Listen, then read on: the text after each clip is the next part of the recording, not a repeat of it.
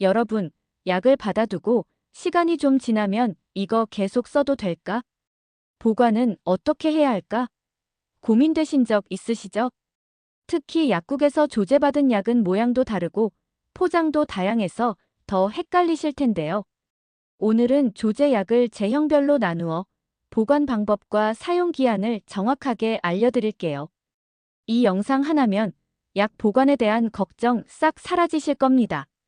첫 번째, 비닐 약포지에 담긴 알약, 캡슐. 가장 흔한 형태죠.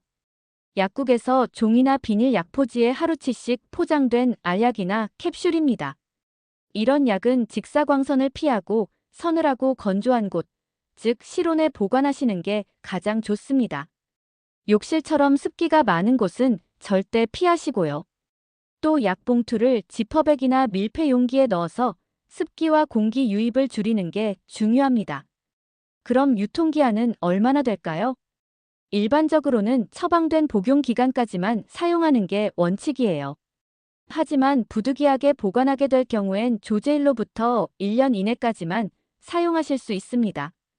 단, 색이 변했거나 약이 깨졌다면 바로 버리셔야 합니다. 두 번째, 가루로 조제된 약, 분말약. 가루약입니다. 아이들 약으로도 자주 나오는 형태죠. 가루약은 습기에 굉장히 약해서 보관이 까다롭습니다. 반드시 건조하고 햇빛이 닿지 않는 실온에 보관해야 하고 절대 냉장고에 넣으시면 안 됩니다. 가루가 굳거나 변색되면 효과가 떨어질 수 있기 때문이에요. 가루약은 조제일로부터 최대 6개월까지 복용 가능하다고 하지만 보관 상태가 조금만 나빠져도 금방 변질될 수 있기 때문에 가능하면 1개월 이내에 모두 복용하시는 걸 추천드립니다.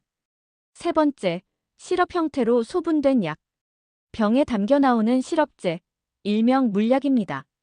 특히 어린이 약에서 자주 볼 수 있죠. 이런 시럽은 반드시 뚜껑을 잘 닫아 밀폐해 주셔야 하고 직사광선을 피해 실온 보관하는 것이 일반적입니다. 다만 항생제 시럽제의 경우엔 냉장 보관이 필요할 수도 있으니 약국에서 받은 안내를 꼭 확인하세요.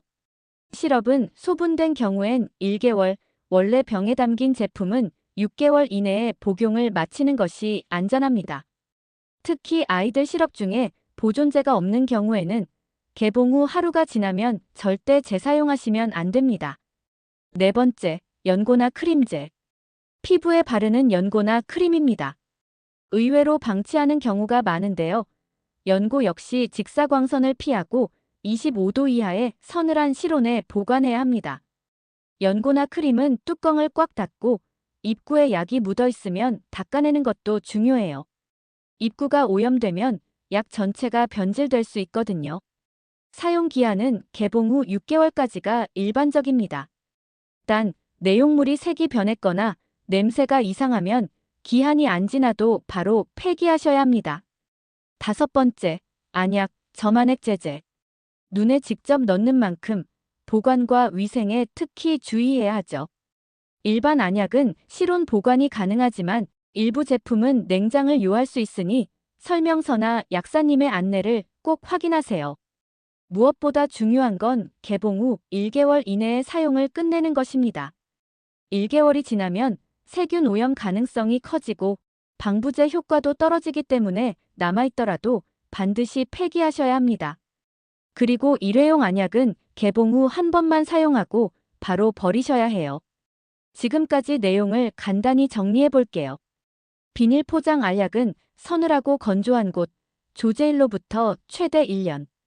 가루약은 습기 피해 보관, 1개월 이내 복용 권장. 실험약은 밀폐 보관, 소분약은 1개월, 병째 보관은 6개월. 연고 크림은 직광 피하고 실온 보관, 개봉 후 6개월.